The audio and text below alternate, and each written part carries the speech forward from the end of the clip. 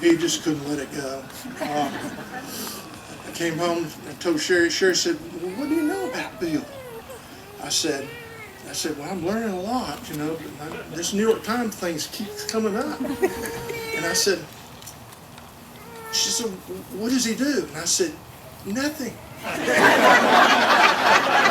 said, he's my hero.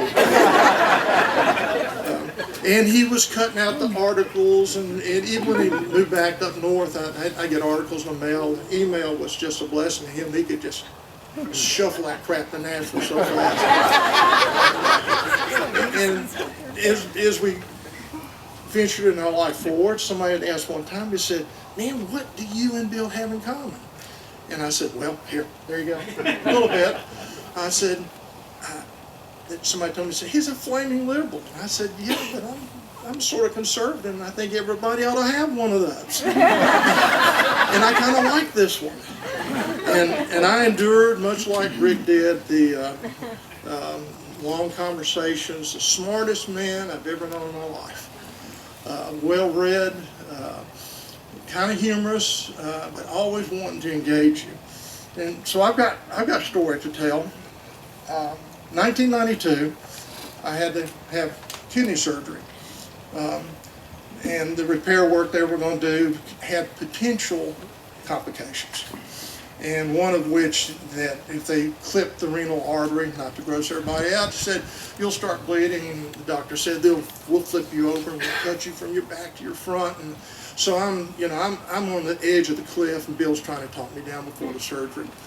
And the odds of this happening were 60%, so they were pretty crappy odds going in.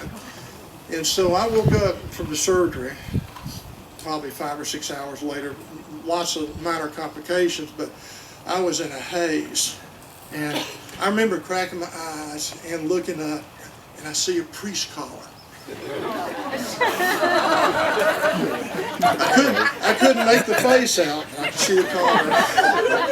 And I started doing this and going, son of a bitch, I'm dying. The nurses are running around thinking, oh, I didn't think it was that bad. And then to put the icing on the cake, he takes a sign and he puts up and it says, Frasch for Clinton. And he puts it on the wall. Knowing dang well that I couldn't get out of the bed to take that thing down.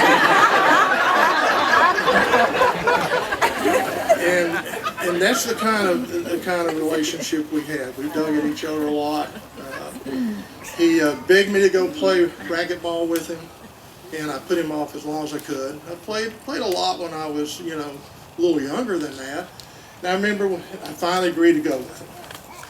And I remember Bill said, I'll serve. And I said, I bet. And then I'm crouched down, and I'm ready. And I hear this whop, and I see the ball vaguely hit the front wall. And I learned real quickly, you don't play racquetball with Bill. He had the greatest eye-hand coordination that anybody was around. And he didn't move like he was the age he was. But he was so competitive with everything else he did. He did not like to lose. He didn't like to lose at horseshoes. He didn't like to lose at pool. If he got bad at anything, he just didn't do it. His competitive edge in his latter years turned over to his poker game. And we had a great little poker group.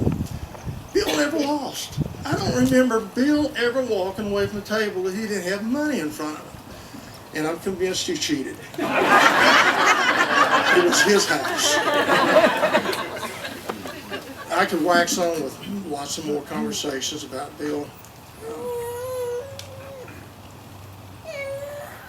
He was more of a brother.